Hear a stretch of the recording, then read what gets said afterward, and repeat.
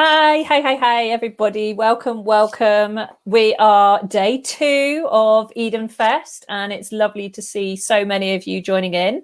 And I hope that you found Nadia as inspirational as we did yesterday. Sue, I know you watched Nadia as well. She was amazing, wasn't she? She's just so honest and just awesome.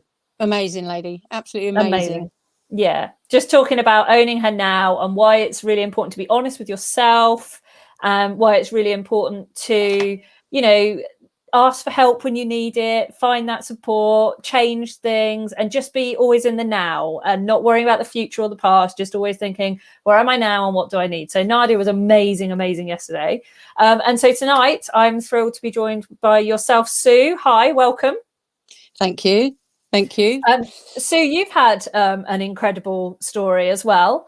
With lots of highs and lows and lots of just fascinating things that you've learned along the way. And I know you love to share it with people as well, to, help others and to help them understand what you've been through and how actually a lot of it is totally normal, even if you don't feel it. So just tell us a little bit about owning your fear, because that's what tonight is all about, and why actually you're a great person to speak to about this. What is it that is you? What is it that means you've owned your fear?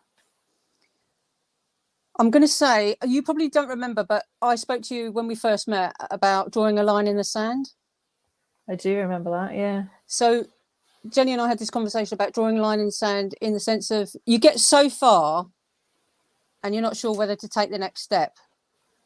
But once you take the next step, you feel like you own it. You've made you've made that transition forward, and basically what I do is take really small steps forward, and I own every step of my way. Yeah, and it's taken quite a while, but it's I own it. It's mine. No one can take it off me. Awesome. So we're going to be talking more about things like that as we go, but just tell us a little bit about how it is that you started this real transformation, actually, this real change in yourself. A few years back now, and maybe even before that, but so my mum and dad were Irish, so I've always sort of had horses or been around horses, or I've ridden from a really young age, and had my own horses when I was a teenager, and used to do unbelievably stupid things on them, as everyone did. I had a very, very nutty chestnut mare. Galloped about. I am from South London originally, live in Surrey now, but galloped around Wimbledon Common and had fantastic days out. And then I grew up and didn't have horses, and then about 15 years ago I started riding again, and I would always have sort of a bit of a wobble, but I was at a brilliant riding school down in Surrey called Silvermere, and they had fantastic instructors. And they always used to, compliment my confidence all the time. And then I made a big change at work, and I left the role I was at, and decided to take redundancy, and decided to treat myself for my 50th birthday to buy a horse, which is what I've always wanted.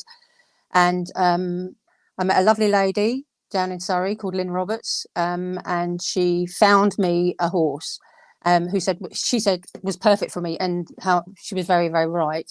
And so I took up riding, ownership again. And the transition from owning Dolly to only a couple of months, I went home to Ireland and I had an accident. And I didn't think it really bothered me at the time, to be honest with you. I mean, it hurt, but I didn't think it sort of stuck as much as I now realise it did do. And then I came back and I started riding again, and then I noticed things were creeping in, slowly creeping in. And then I basically stopped riding. I wouldn't hack. I wouldn't do anything. I couldn't even hack up the lane. I used to walk up the lane and back. I'd ride for 15 minutes. And then I was just talking to, when you're an ambassador, which I am at Flying Changes, you're given a mentor, but I got lucky and got 2 mentors this year. And one of them is Becky Holmes, who's Wobble Breeder 1-star. And she's just rang me to say, how you doing? Are you all right? You're going to be fine. And it reminded me of a story. So I went hacking on New Year's Eve. This is the reason why I met you, Jenny. on my own, because I thought I'd go to the end of the road or end of the path and back. And then I got down to the end of the road and I thought, do you know what, Jehovah, I'm fine. There's nothing wrong with me at all. What I'll do is I'll go a bit further. And I went a bit further and I met this woman on the bridle path with the buggy, with the baby with the funny ears, who was screaming. And Dolly span went up, nearly had my front teeth out. And I just didn't have any tools to make her. Most normal riders would say, come on, we're going. But I didn't. I froze, absolutely froze in fear. I mean, blackness, sweating. I was bleeding. I was in a right state. It wasn't her fault. It was my fault because I pushed myself too far. And that's when I went home and said, I've got to do something about this. And it took me 4 months to pick the phone up. Yeah. Crazy. And, you know, like, just like Nadia suggested, sometimes this stuff just slips. You have no idea the effect that something has. Like you say, you had an accident, it hurt. But, you know, this kind of idea of, we'll just get back on again. You'll be fine. It was only an accident. You weren't physically hurt. Even if you were sometimes, you know, crack on, you'll be all right. And often we don't notice the effect of it. We don't realize that actually what it is trauma. People don't think of stuff as trauma. They go, oh, trauma's PTSD, trauma stuff that, you know, people coming out of wars have, you know, that's something that's to do with horrible things that happen, you know, when you were younger, or the nasty stuff, horrendous things happen. Why would I have trauma when I'm a horse rider? Don't be ridiculous. But that's exactly what it is. And when you say you have the freeze response, that is predominantly the main response that you get from trauma. But of course, you don't know this, do you? So you were kind of, you tried to crack on, and, you know, you tried different things. But what was it like when actually things were just shut down? Like, you're a capable rider, but suddenly you couldn't. No, I mean, I used to ride to a decent standard. Well, I thought I did anyway. But just, you know, when someone says to you, you get that feeling of you shake with fear. And then people say, oh, I've literally went blind. I would go blind with fear. I'd get these spangly things. I can't even, it was like someone wafting a scarf over my face. I couldn't see. I couldn't speak properly. I've always liked to be in charge. I'm very much I like to organise and be in charge. And I wasn't in charge. I couldn't control how I was feeling. And it was the weirdest thing. And I didn't want to tell anyone because I thought people would see it, but I didn't want to explain it to anyone because I thought no one else felt like this. It was so weird. And the other thing about riding is that people don't really talk about how they feel. Well, they do more so now, but they don't really talk about how bad their riding is. They talk about how great they are, you know. And I was embarrassed. I was really embarrassed. I'd got everything I'd wanted. I bought my horse, you know. I had everything I could want, and I couldn't ride her, you know. And it took. So a friend of mine said to me at the yard, you need to go and speak to someone. And I kept putting it off and off and off and off, thinking, I'll ride out of it. I'll ride out of it. It'll be fine. I'll ride out of it. Just like Nad said, I was embarrassed, really embarrassed. Not anymore. I don't care. You know, I think we need to talk about it more, about fear, because it's all in all of us, and you can get to the other side of it. You know, it's just, you just need to know how to do it, or learn how to do it. Yeah. And it's so true, isn't it? People say, oh, I'll just ride out of it, or I'll just get a different instructor, or we'll just break it down, or I'll just keep doing it, it'll be fine. And you tried that. So what was happening when you were trying that? Oh, it's just, so it is like a sea, isn't it? Confidence. It draws you out, it draws you in. You have your high points and your low points. And just when you think you're just at that peak where the water might fall over the hill and run downwards, it draws you back out again. But it was just everyone. So I think one of the key things is, like Nad said last night, support is everything. And when I went and spoke to my yard owner and said to her, you know, I'm terrified, I'm scared, she was like, it's fine, we'll help you. And the support I had I still do now at my yard, every win is a win for everyone. And that has been key, you know, is that to talk to people and say, I'm not feeling the love for this. I'm scared. I'm really, really scared. But you've got to talk about it. Don't hide it. Don't hide it at all. And you'll feel better if you speak to someone about it as well. And that's the best thing I did. I spoke to someone, they passed on information. I spoke to you, and, you know, we're 3 years in now. So you say it was embarrassment, and you say you thought you could just ride through it. Was that all it was that was stopping you from getting help, or was there anything else? I don't think so. I think I felt like I'd let myself down, really let myself down. One of the things you learn, on Flying Changes in Eden is the whole imposter syndrome. I was like signed up member because I wouldn't admit to myself that I needed help, that I could, or it's really hard to explain. It's so hard to explain when you're in that whole dark place and you can't tell anyone, or you try and explain it, and there's always someone at the back going, just snap out of it. And you think, I wish I could. Yeah. I really wish I could. Just crack on. Oh, yeah, crack on. You'll be fine. He'd be fine. Yeah. I could ride him for you. Yeah. I don't want you to ride him for me. I want to ride him. Because that is often something that people say, actually, isn't it? They'll go, look, I'll ride it, and then you'll see it's fine. And for you, I mean, we're not going to go into detail exactly of what it is that went on for you, unless you want to. But, it does it help if someone else rides your horse and you go, okay, thanks, great, now I can see it can do it. Does that help you? It didn't then. It does now. Yeah, it does now, because then I can sort of see what I'm doing wrong, or be a bit more, But then, no, I hated it. But she had to be, those horses have to be ridden, don't they? They have to be exercised. But so on my journey, as you know, I had a brilliant hacking friend, like Nadia did, a buddy, and my friend Tina has basically, she was just brilliant to me from the moment I started Flying Changes. She said to me, we're going to do this slowly, and we're going to do it, whatever you want to do, we'll do it together. And she held my hand and all the way through it. And I spoke to her about it and how bad I felt, and especially things like when you're going hacking, you can only hack to the end of the road and back, and you spend 25 minutes tacking up and you're out for 4.5, but she would say to me, we'll just go to the tree, we'll just go to here, how do you feel, are you all right, or do you want to talk about it, or things like that. So once you start talking, you release something and you feel better about it, and you realize you're not alone. It sounds so weird, doesn't it? It sounds sounds a bit woke, but do you know what I mean? Yeah. And this is the thing, though. I think, you say we need to talk about fear more often, and that's why this week exists, because this week is talking about the things that we don't talk about very often, and getting honest and talking about the stuff that doesn't have a platform in the equine world for some reason.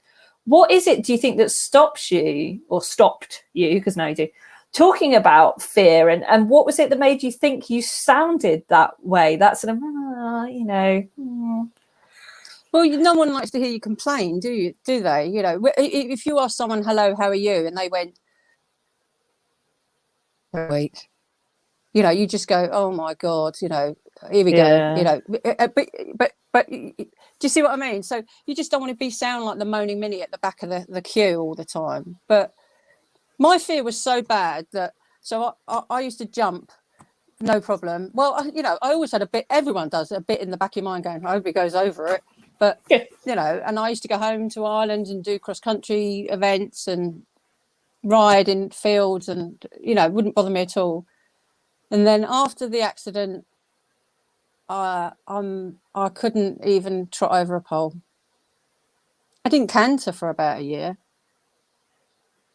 I was scared. I was truly scared. I couldn't.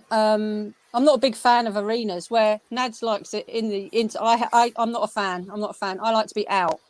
I love cross country. I'm passionate about it. I like speed, which is weird because I have a fear of it. But now doesn't make sense. So to go from, having all these photographs and memories and things like that of you charging around cross country, to two things happening, and it all disappeared. I couldn't go over a pole. I could trot over a pole, but I was terrified to canter over a pole on the floor. It's just basic riding, isn't it? It's basic. And this is the thing, you're just beating yourself up about it, weren't you? I mean, I know you came to camp and you were having jumping lessons and you just couldn't canter over the pole, and there was no logic, none at all, no matter what your instructor did or tried. As soon as you got near that pole, you'd pull back into trot. And it was like, it was an unconscious reaction that you were having to pull back into trot. And this is the thing about fear, isn't it? It's not logic. There is no logic to it. It doesn't matter what someone is screaming at you or how tiny the thing is. It's a pole on the floor. If you can trot it, you can canter it. You used to be able to do this. You can do that. You should be doing this. That logic doesn't work, does it? Because the fear just shuts you down, doesn't it? Yeah, completely. But weirdly, I can canter up steps cross country. Yes. But I can't go around a pole in an arena. It just doesn't make sense, does it? Well, you can now. You can now, yeah. But at the time, I remember when I went to camp, and I was like, oh God, what have I signed up for? Oh God, everyone's going to be laughing at me. And I went, and it was great because you could talk. It was literally like you could talk, and everyone would just listen, and without any prejudice or assumptions of anything. And one of the, I was explaining it to someone, and it was like, so when you're trotting, when I'm cantering, so I've moved on now, so I've gone from trotting over I can trot over a pole and then canter after it. So I would canter towards the next fence, which would basically be on the floor, be cantering along, one stride out, I'd start trotting again. And that went on for about 6 months. What's the reasoning behind that? But there's something telling me to slow down. So I now recognize that it's speed. So if I slow down, if I fall off, it wouldn't hurt. But that's just rubbish, because it's more dangerous to trot into a fence than it is to canter into a fence. But it doesn't make sense. So basically what we had to do was turn that off and direct it another way. And then about a year and a half afterwards, it just clicked in. It was just, but it's all these other things. And then it would project itself somewhere else. Yes. I'd be doing something and I think, why am I doing that? Oh, I don't like doing that. And I think, well, you've never done that before. Or, well, you can canter a pole now, but you can't. So, it's just fear represents itself in many, many ways. And it's just whether you let the chatter in, or if you don't let the chatter in, its chatter starts. Are you sure you want to do it? You sure you want to do it? You sure you want to do it? And you let it get too loud, but you have to learn to turn the chatter down and use it as an impulsion, not as a pullback. Does that make sense?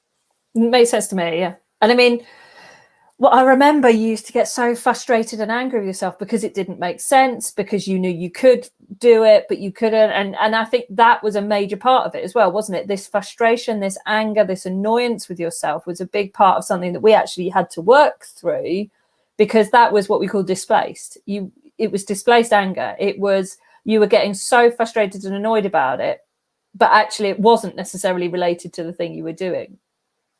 No. I remember I had to change my hat after a year with you, because I'd be doing something and I'd get so angry that I couldn't do it. I'd smack my hand with my hat. Actually had to change my hat. I was getting so aggressive towards myself. Wow. I didn't know that. Yeah. Fran would say, Fran is my instructor, who's been fantastic, would say to me, first of all, she was like, oh, you're all right, and everything. And in the end, she just stop doing it. Just stop beating yourself up, because you can't. It's going to come, but you just got to give it time. But I would get very, very, very angry at myself.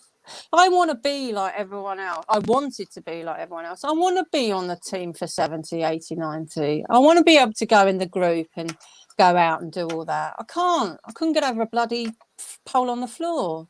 I just felt a bit frustrated that I knew I could do it, but something was stopping me, and I just couldn't stop stopping me. Thing. And then you end up in that wonderful cycle, don't you, that unless you know what to do, which of course you do now and we've worked through it, but unless you know what to do about it, when you're in that point in time, first of all, there's the fear, which is frustrating and annoying and horrible. Like, it's not a nice thing, is it? Fear, like, we don't want that. Then it's illogical. So it's not even like you can go, oh, well, I'm pushing myself too far or too fast, or there's an actual obvious reason for this or anything like that. So that then throws itself. Then you start to beat yourself up and, be horrible to yourself about yourself as well, which then makes it worse. And you end up in this horrible, vicious cycle, don't you? That actually nothing is going to address unless you get the mindset help, because no amount of physical stuff made any difference, did it? No, nothing at all. That's I was crazy. just, I know. And people ask me about it and say, why didn't you get help earlier? But I just didn't. I thought I could ride out of it. I'm 50 odd years of age, you know, I can put my knickers on the right way around and I'm allowed to vote. You know, I'm a pretty normal person. And I just can't control this bloody thing that was just appeared from nowhere. I woke up with it and it just wouldn't go away. But it was just, it's, I don't, it's just the weirdest. I used to get terrified, so I couldn't hack alone, couldn't hack, let alone, couldn't go anywhere. But when I finally did start hacking on my own, this is just before camp, I made a point of saying, right, let's see if I can just hack on my own, and then I won't need to go, because I don't want to. I don't want to. You know, not I didn't want to go. Well, I didn't want to go, but you know, and I got. I never forget. I've never told anyone this. So I went right at the lane where we are. We're out in the middle of Surrey Hills. It's beautiful. You could go for miles. And as soon as I got out of earshot or eyeshot, I got off and walked. So I was so scared. But I came back and told everyone that I'd been round. So I lied to myself. That's when you What know did that feel like? Yeah. But I was more worried about what they thought of me. Yeah. Because I already hated myself. You know, but people, you don't talk about it. And then I went to camp and people were just like, oh yeah, I'm like that. And you thought, oh my God, there's a gang of us now. Yeah. You know what I mean? Yeah. But it's just the whole, and also my fear also, so I'm from a big Irish family, and my dad, God love him, he's dead now, who loved horses. He was never very, it sounds terrible me having to go at my dad, but I will, because he's my dad, but he was never very supportive in the sense of, you know, you can do it, you know, like you know, I'm behind you. Or he'd never tell me he was behind me or well done. I don't think my dad ever told me well done. In fact, I can't even remember. I couldn't tell you in the last, well, my dad died in 2012. So it won't be in the last couple of years because he's obviously not here. But prior to that, I can't remember the last time my dad told me he loved me. But it was a different era, very male-dominated era. So I think also some of that crept in as well. Am I good enough? Would he like it? Would he be proud of me? And there was just too many kids and not enough money and not enough time. It wasn't my dad's fault. It was just how parenting was done then, I suppose. But I think I added a bit of that in as well. I thought, if I'm going to go down, I might as well take the whole lot down with me. When you're going, just take it all with you as well. Yeah. Blame everyone else except myself. Yeah. But I don't know, you know, so there was a bit of that to deal with as well. But then we met and it's all changed. And the love story began, indeed. So what was the pivotal point? What was the point at which you realized you were in that horrible place? You were blaming everything else, everyone else. You were embarrassed. You were fearful. Nothing made sense. It didn't matter what you did. Nothing worked. All the logic stuff wasn't happening. All of that stuff. And I'm hamming that up because I know there are people watching and listening that are resonating with this, who are going, yeah, I kind of feel that right now. They might feel it hugely, they might feel it just a little bit, but people are already saying, you know, I love the authenticity, I love the fact this is real, I get this, like this resonates. So what changed? What changed was I nearly sold my horse. So camp is I was in June that year. And I think I just completely lost the plot and think, I can't do this. I can't, she's not right. And Lynn Roberts, bless her heart, was like, no, she is. She's right. You're going to be fine. We're going to do it. And everyone, like I said, everyone at my yard never once had said to me, yeah, get rid of her. They're always like, you can do this, you know. And that is, I know like Nad said it, but that for me has been key, absolutely key. Because when I walk in, they'll always say, if I put something on Dolly, they'll all message me. Well, no, they won't all, but like some people will say, well done. And there's a great support for it. But I was going to sell her. And so put her up for sale. She was up for like 12 hours and had about four or five people coming up to see her, and this one girl turned up. I won't say how old she was, but she was a lot younger than me. And I can't remember who it was, because I always thought it was someone else, but they said it wasn't them when I asked them. Someone said to me, okay, so you're selling the horse, you're selling Dolly. And I said, yeah, I'm going to get another one that I can start all over again, and we're going to be great and everything. And they said, that's not solving the problem, Sue, that's moving the problem. And that really resonated with me. And I thought, actually, she's a brilliant horse. She's everything I could ever want. She is lovely, absolutely lovely. And I thought, no, and I cancelled the sale. And I felt so bad about it, because this poor little girl had her heart set on it. But I cancelled the sale, and that was it. Right, we're going to camp.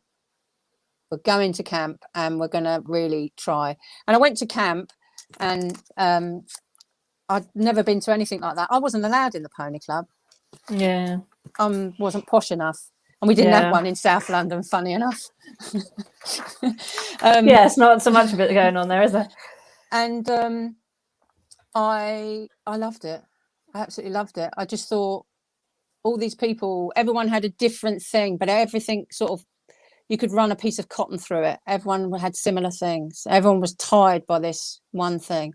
And I came back from camp, I was like Superwoman. I remember I finished camp on the Sunday, went to work on the Saturday. I was like, right, we're hacking. And I sent you that video, and I was absolutely going like the clappers.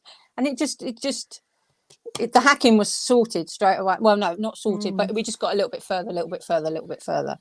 Again, with Tina helping me and stuff like that. And then we started on the jumping. And it's still ongoing. Indeed. And what were, if you can remember, because obviously some of the stuff we do isn't designed for you to remember what we're doing. Like when I work one-to-one, it's just designed to get a result. I don't sit and explain it to you. But of course, having been part of Eden and being ambassador, you've, looked online and the online learning, and you've heard some of it explained, and I have explained some of it, and I do that with you guys. What do you think were some of the things that really made a difference? Can you remember any real light bulb moments, or any things that kind of clicked? Or was it just that you were cracking on and things were just doing their stuff along the way? Because it's different for different people. And I've never asked you this. I've never said, is there a pivotal thing? That's really hard to say. No, I can't, because you brainwashed me. No. It's the voodoo, wasn't it? That's what you kept calling it. This witchy stuff. Yeah. No, I can't. I think we've done it in Eden, because I'm also a member of Eden Mastermind. It's the TV. Yeah. TV screen, and put something on it. Or the skip. I love the skip one, where you throw everything in the skip. Yeah. Find your nice place and throw it in the skip. But the TV was big for me. Yeah, totally. And I remember we had a conversation when I did the Premier Transformation. I was next door in the room, and we did an exercise, and you said to me afterwards, it was really chilling out. And you said to me, "Oh, you're right." And I was like, "Yeah, what were we doing?" Because it was just I was so into it. But the TV one definitely worked for me. And also just learning. You kept saying to me, slow, small steps. That's been my key. What was it Nadia's thing with yesterday was? I'm great. I can do this. Whatever it was. In this moment, I am fine. That was her mantra. That's one I teach a lot. Mine was slow. Yeah, because you are driven. You are hugely driven, hugely successful in your career. Hugely, you want stuff. You go, you get it. And I think one of the interesting things with you was the frustration that you had, that you wanted it and you couldn't flip and get it. And so when you did start to get it, you wanted to be doing it now. Right, come on, I've got this now. And it was like, wait.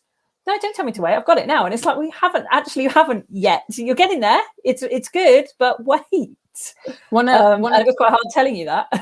One of the things Nadia was saying, she wanted to go to Hoy's, wasn't it? Where was she going? Hoy's? I wasn't that bad. I didn't want to go to badminton. I wanted to do 70, canter round a 70.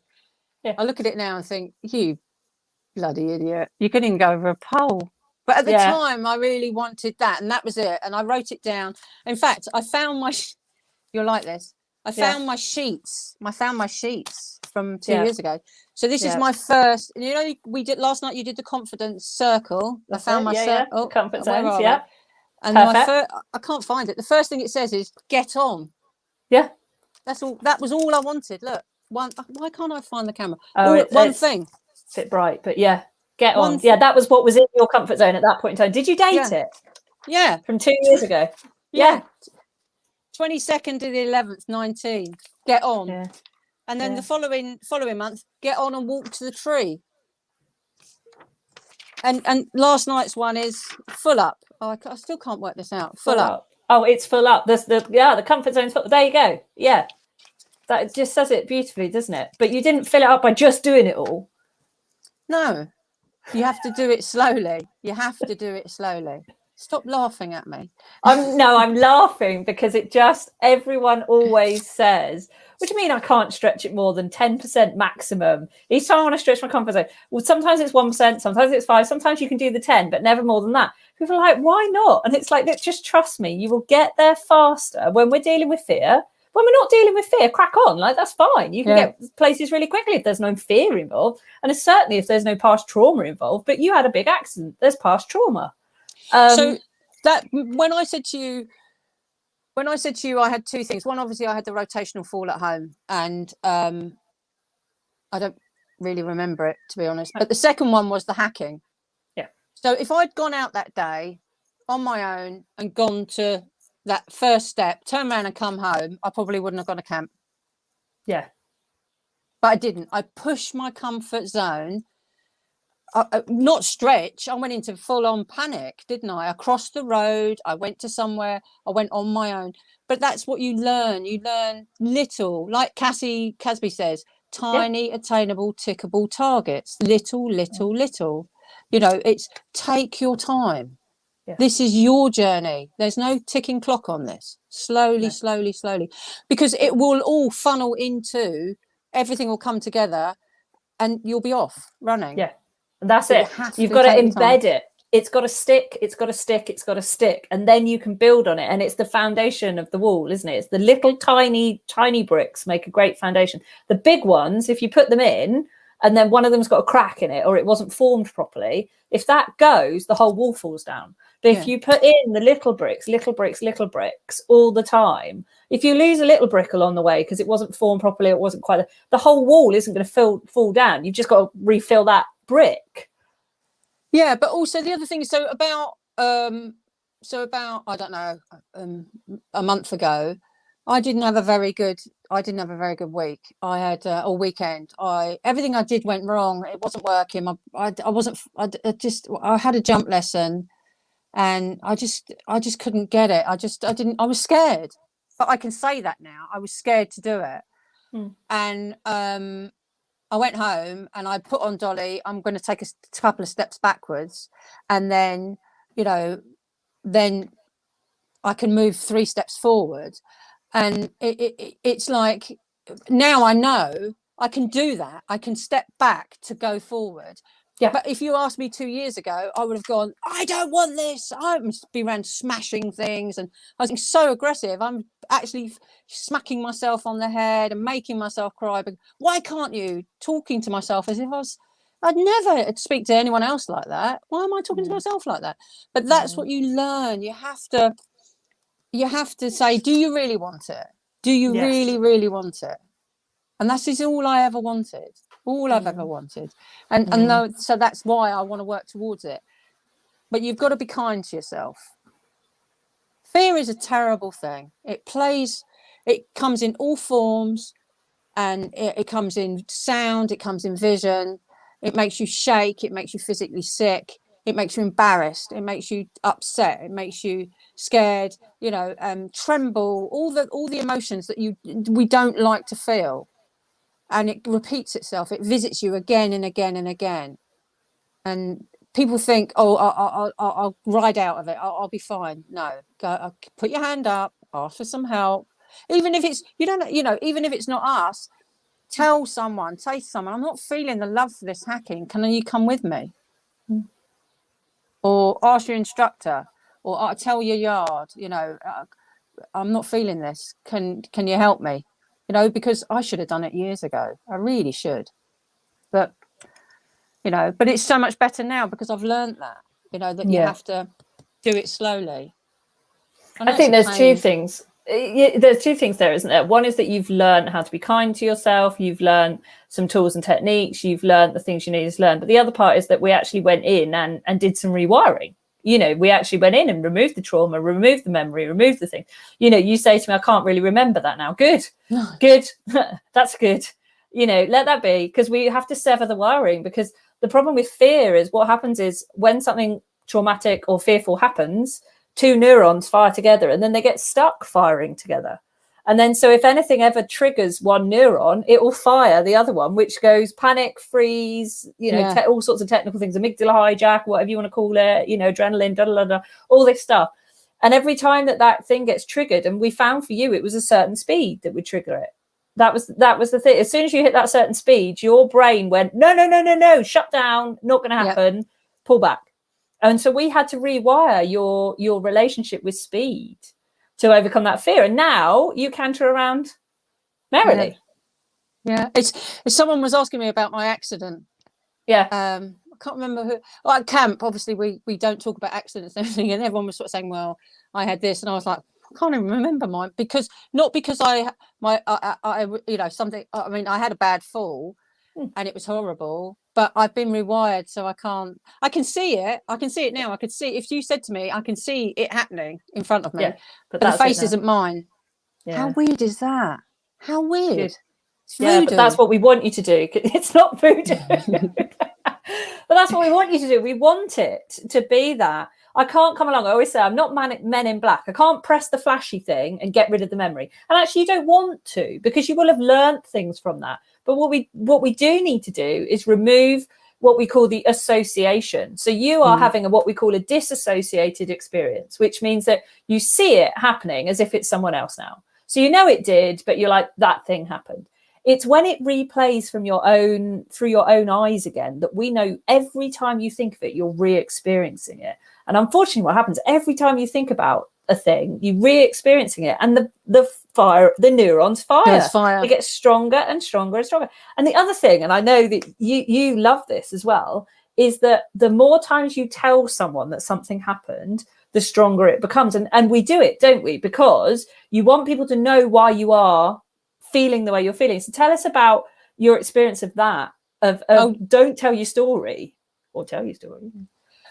Just you have to justify why you feel like that. And also the other thing about that is you go from I was out riding, I had a fall, or I was out cross country and had a fall, and I was at this international event doing 100.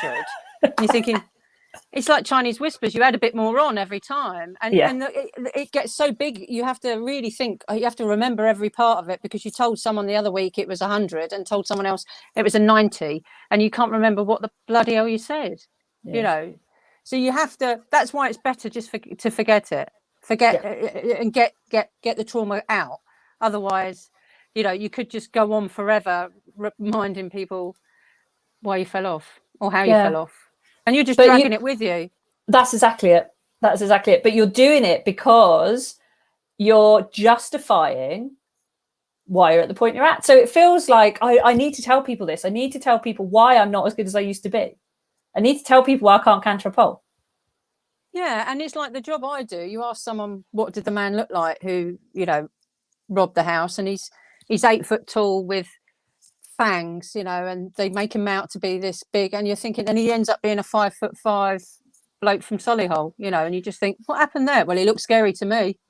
Exactly. And that's the thing with memory, though, is although we think we're recalling the thing, we're not. We're recalling the memory of the thing, which then we recall the memory of the memory of the thing, and then the memory of the memory of the memory of the thing, and that's how it grows. And we add in detail, and we forget some of the stuff we needed to remember sometimes as well, like the fact that actually it happened because we were letting the horse bowl on, or we didn't check them, or we didn't half halt, or we were over the shoulder anyway, or we'd look somewhere else, or all these things that actually was the real reason it happened, not because the tree grew teeth and whatever it was that we then start telling people that the ground was so horrendous, or whatever it was that ends up in the story later down the line.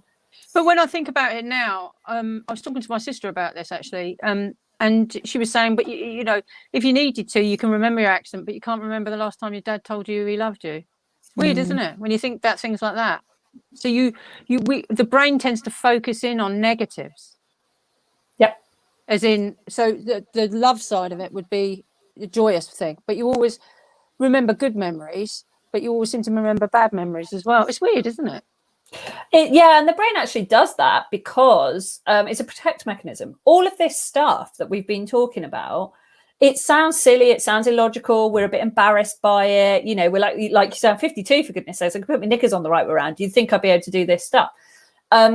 But actually what it is the brain just protects us. It just wants to keep us alive. And if something happens to us that it thinks, oh my word, I want to avoid that, thank you, it does the most ridiculous and illogical things to get us there. But do you know what? They work because they get us to avoid doing the thing that the brain is convinced is going to kill us, even though we know it's not. Otherwise we'd have all given up riding. If we genuinely thought riding was as dangerous as we can feel in the moment of fear, we wouldn't be riding, because we go, well, flipping heck, I'm not doing that. That's ridiculous, you know, and it just wouldn't exist. It's not as scary as the brain is telling us in the moment when we're feeling fear. Yeah, and it's weird when you ask people, or you say to people, you ride, they go, oh, you're really mad to do that. And you think, am I? Because we don't feel that fear. But when people look at riders, they think we're really, we all think we're mad. Well, not mad, but like, oh, you're brave. Am I? Yeah. Am I? Yeah. It's only 15 well, too. Yeah, exactly. But again, if you think about it, so they've never sat on a horse, or they have once, or everyone always goes, oh, I sat on a horse once and it bolted with me. It probably didn't. It probably walked off, you know, or trotted a bit and they didn't know what to do about it. But again, you know, that's out in their panic zone. Well, you don't get on a horse. Well, you do if you're Irish, don't you? Get on a horse and take it hunting. But you don't, you know, you don't get on a horse and suddenly you can ride it. You have to learn and go through it all. But of course, someone that has never done it, or has done it once on a holiday, or, you know, had that accident or whatever, and said, oh, I'm never doing that again. They don't know that bit, do they? They don't know the work and the effort that it takes to do that. Yeah. But it's just, you know, going back to how you sort of ride out. So you know, like you think you ride out of it. You know, I'll ride out of it. I'm going to get over this. Well, that riding out of it does come into mindset as well, because you have to ride out of it the other side, if you see what I mean. And that has been, so that, you know, having to not being able to go over a pole on the floor and then starting to canter over a pole on the floor endlessly. I can't tell you how many poles on the floor I've cantered over. I mean, in the 3 years I've known you, I mean, it's been thousands and thousands and thousands. But that's what's done it for me. Repetition and reassurance, repetition, reassurance, repetition, reassurance. And it's really, really, really boring. But it's like, I mean, I'm not jumping anything high now, you know, compared to what I used to. But everything I do now, I see as an absolute bonus, where is a joy. I tell everyone, I went over, you know, I did 40 today, 40 in canter. And people think that's nothing, but that's a big achievement. That is a big achievement. And that's why I think once you've recognized you've got a problem and you get some help for it, everything you do after that is a bonus. 100%. Yeah, totally agree with you. Cheer every single thing you do. Yeah, that's exactly it. And, you know, there is a reason that in the Eden Blueprint, which is kind of the steps we're going through this week, it's done a certain way, which is the first bit is to recognize where you are and admit it and own it. The second part is what we're talking about tonight, which is about understanding fear, understanding mindset, understanding and getting the tools and techniques in place, rewiring the brain, doing all of that stuff, getting rid of the things that get in your way, or at least rewiring them. We can't always get rid of them. Sometimes they're helpful. But then the next part is set the goal. We sort of have an idea at the beginning where you want it to be, but you won't really set a good goal, will you? Because your fear will get in the way, you know, and you'll think, oh, I can't do that.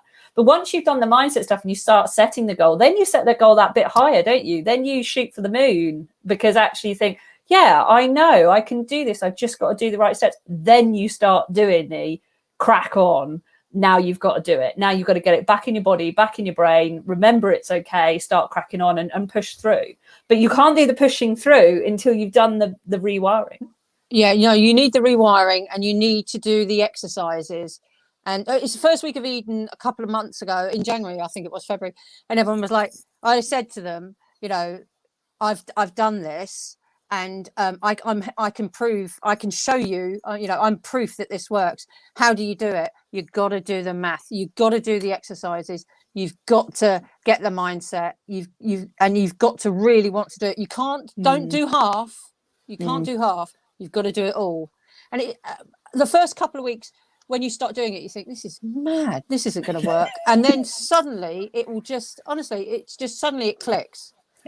And I remember when I went riding and I'd done, I don't know, about 6 months, and I just thought, I want to go further. I want to go further. And you learn to turn the volume down, and the fear goes away, because it's always there, but you learn to say, this is my time now, mate. You get back in your box. We're going to have a bit of fun, and then I'll let you out again. And then it can continue in another way, or whatever you want to do.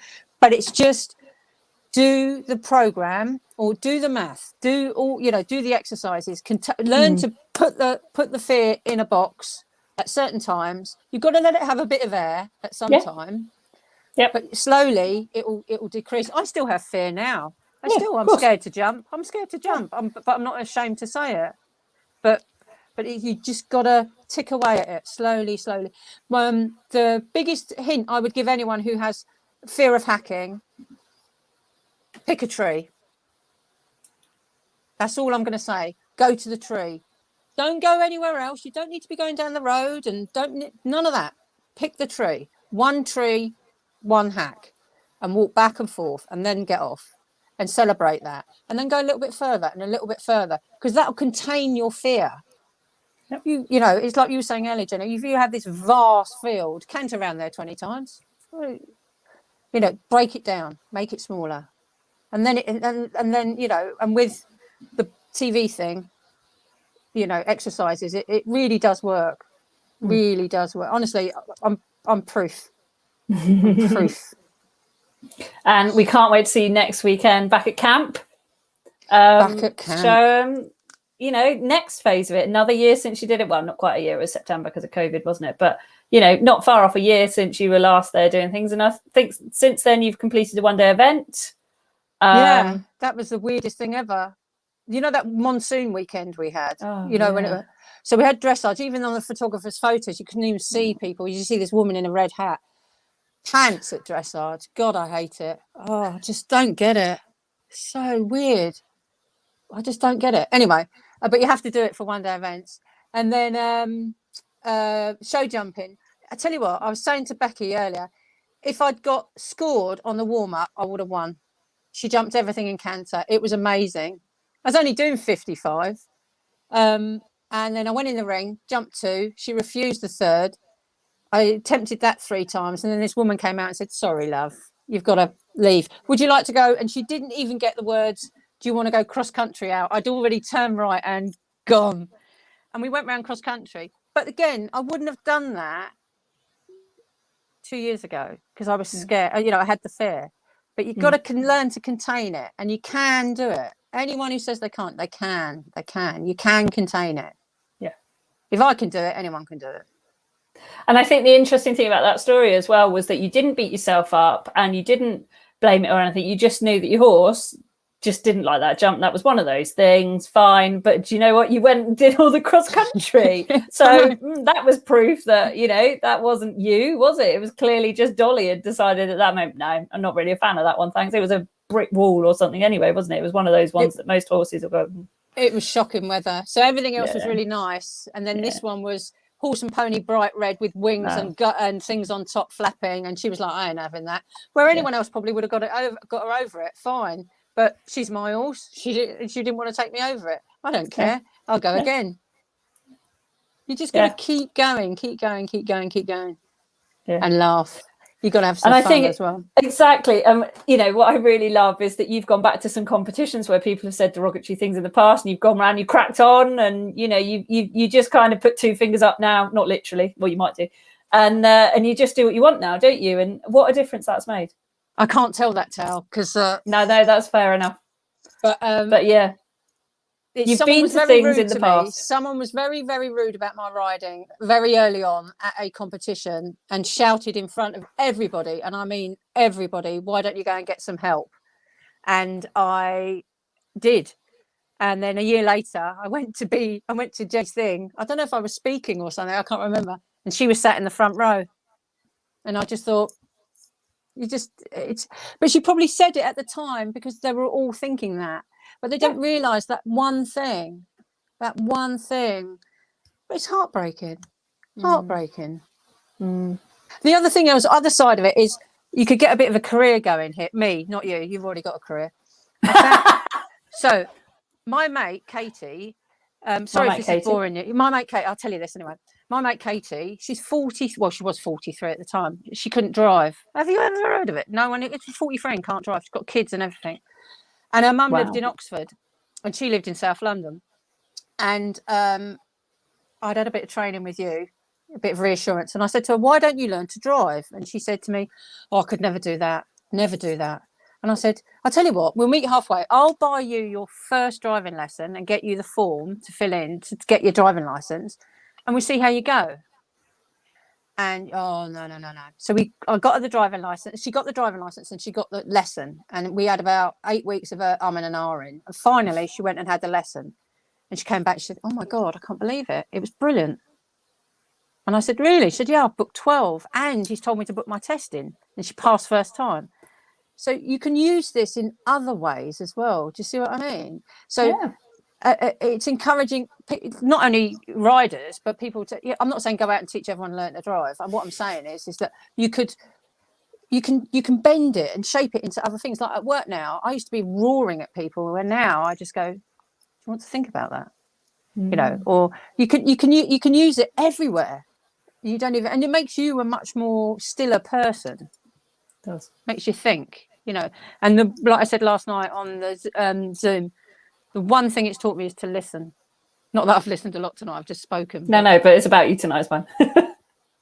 Jabbering on.